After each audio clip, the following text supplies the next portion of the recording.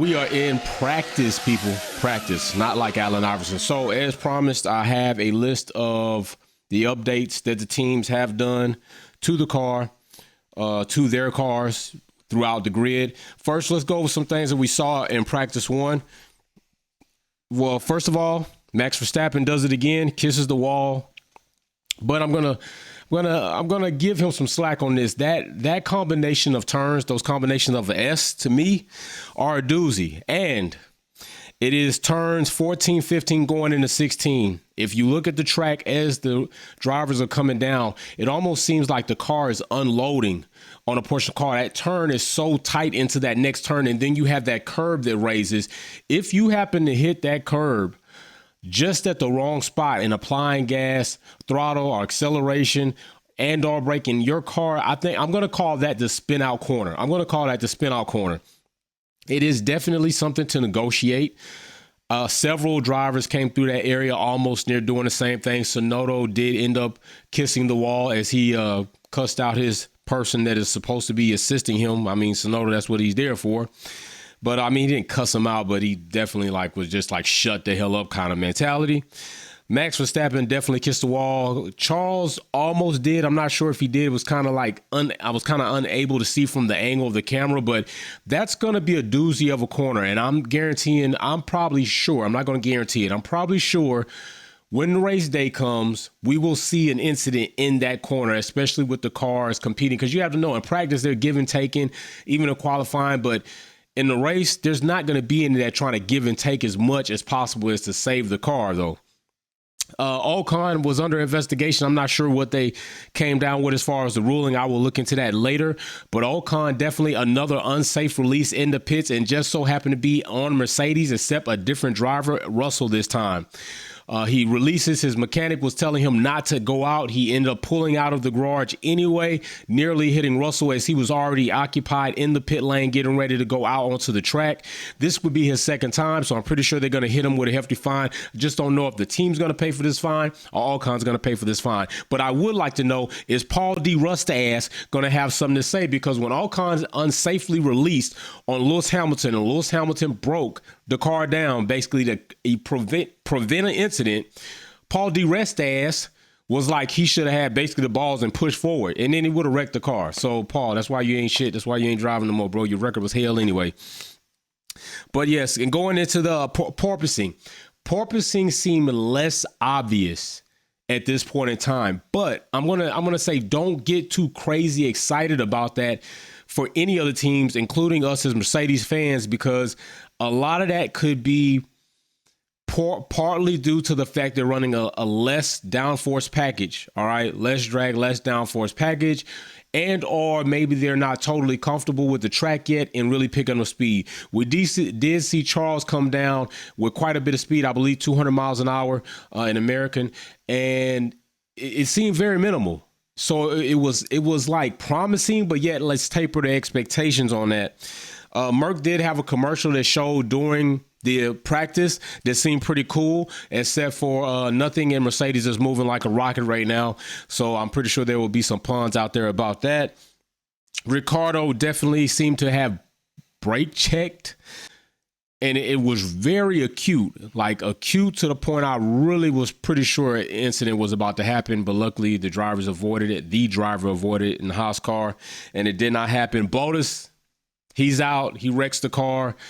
So the Miami fans get to see up close and in person an Alfa Romeo sitting in the grass, unprettily parked.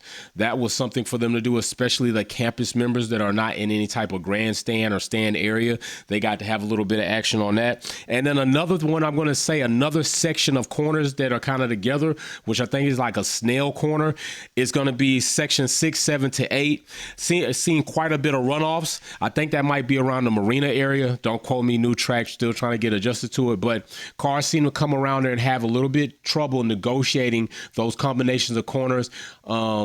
and the degree of them, the way they kind of let out. You can carry speed in there, but you just have to be very careful on your apex and how you're going to exit that corner. And it seemed that when they're coming in, they're carrying too much speed. And there's a runoff area there, luckily, that's not near a barrier or a wall. So they're able to preserve the car, roll back on track, and continue on and hopefully learn on the next time. But let's get into some of these updates, all right? So updates right now as it sits, I'm going to go over in order that I have them. Mercedes update. They are bringing the front wing, which we talked about this in the previous video that I posted a little bit earlier. So they are bringing in the front wing end plate, performance, local load. They are bringing in the rear wing, which is drag reduction. We talked about that, less drag, less downforce, and the beam wing, which is drag reduction, which we showed that. So I showed you some of these things already in the earlier video, showing you pictures of this area. And more than likely, I'm going to spice in some things here so we can kind of keep up visually. People are visual learners. I'm a visual learner as well. They have the differences, compound previous. So the end plate with a smaller core vertical tip element, the rear wing, new smaller rear wing main plane. And then as far as the beam wing, new smaller core beam wing flap, which I pointed that out to you earlier in the other video. As for Red Bull, no updates, components submitted for this event. So Red Bull brings no updates that we know of. How long that will be, we don't know. We'll see. But no updates right here on this report. Ferrari, rear wing, drag range. So they're going to bring. So that is what we have for Ferrari. Now that's what we have for them. So now let's go toward, who do we have next? We have McLaren next. McLaren brings in front suspension for reliability, increase the chord of the IB section, and then the floor edge for reliability, additional floor spat region stay. So they just trying to stabilize the floor, keep it from moving around too much.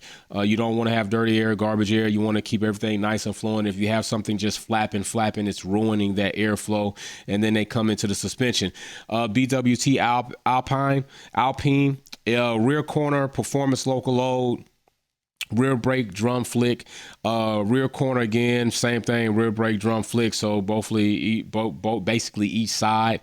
That's what we have for McLaren and BWT or Alpine. The next that we have is AlphaTauri. No updates submitted or claimed for this event. And then we have Aston Martin. No updates. So I said earlier that I thought every team was going to be bringing some updates. And it seems like we have quite a few teams that are not bringing any updates. So next we'll go into Williams. They also bring in updates. Cooling. They're bringing in a cooling capacity. So cooling range, change the number of louvers on the side pod panel.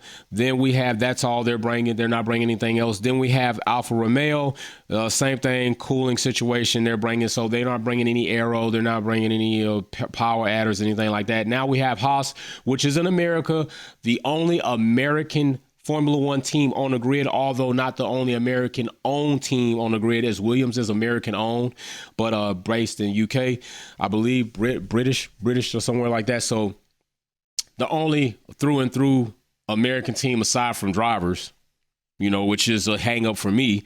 So they're bringing a rear wing package, drag range. So they're bringing that package too. That seems to be pretty common right now with some of the teams.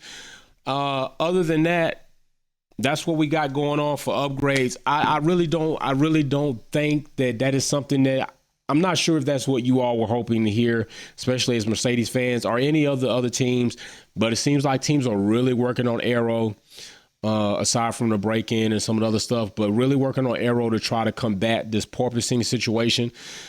And we'll see how it works in Miami. It seems like they're going to have a pretty good chance.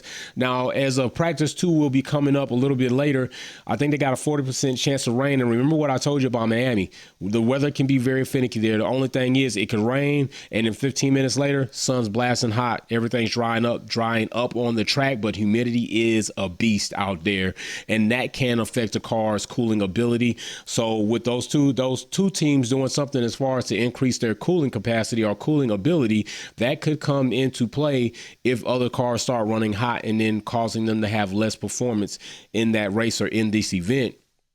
We will see what happens. Practice one, definitely you could tell they were trying to feel their way around, trying to see where they could and could not push, also trying to get acclimated to each other being around on that track. I was pretty much surprised that there wasn't more of a dust factor. I can't recall which track that was last season that had quite a bit of a dust kick up, brand new, and there was a lot of dust there, and you could see it in the air as the cars were making their way around the track. Not the case in Miami, which was very surprising, which is also good because the track is starting to rubber up and it is getting faster. We'll see what happens in P2, then we'll see what happens in P3 following tomorrow, and then qualifying as that embarks upon us. So I will be here throughout this event. This is a U.S. event. I'm trying to do the best I can to keep all of you informed, abreast of the situations and our developments. There are some people that aren't actually watching Formula One, but you're watching here. So I appreciate that. So I will do my best to bring tidbits of information. So you all stay tuned. I appreciate you being here. Just build it. I will be live for quality kickback and finale lap post the race. Peace. Thanks for tuning in and watching another video here at Wolfpack Performance. Check out some of my other content on Formula One issues, our topics, and our DIY products on how to customize your vehicle. Don't forget to comment, like, share, and subscribe. See you soon.